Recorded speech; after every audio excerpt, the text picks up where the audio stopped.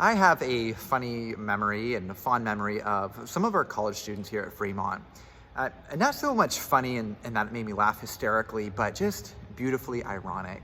One of our students was driving a large group of students in his minivan, so to a specific small group gathering. And he's kind of like the resident Uber driver for those in college group who don't have a car.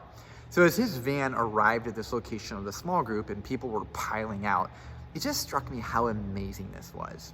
So two of the people in the car, they're twin guys, about 21, who are both Asian. They both grew up, obviously in a strong Christian home.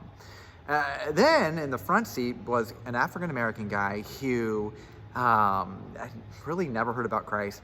I think he was still kind of checking things out, kind of just a rough family life, but he was there. And then there was a girl who started coming to college group at the age of 16 because she had an extremely rough past and had lived a lot of life, and so kind of needed some of the older students. Then there were two more students who at the time weren't even Christians. One spoke very broken English as he was from China. There's so much more I could share, but I share all this to ask this question. In what other setting would you see a group with such kind of diverse backgrounds and even present differences gathering together as friends?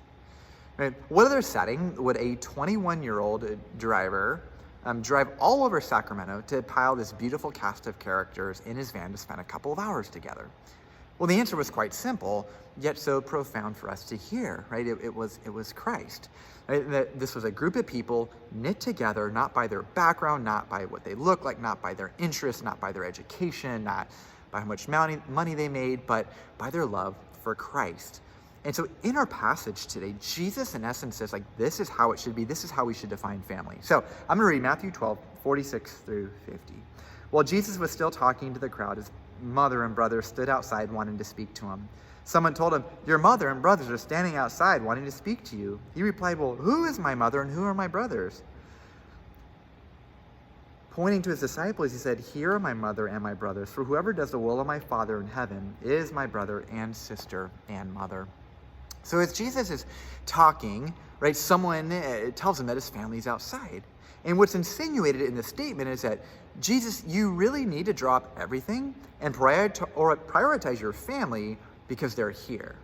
Right? Jesus, you really need to move on from your B team, your spiritual brothers and sisters, to your real family.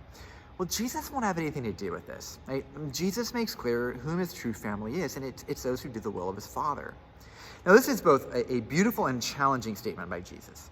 It's beautiful because Jesus calls family those who wouldn't be bound together in any other social circle of life. Jesus calls those family who aren't perfect, aren't polished, and who aren't all that similar.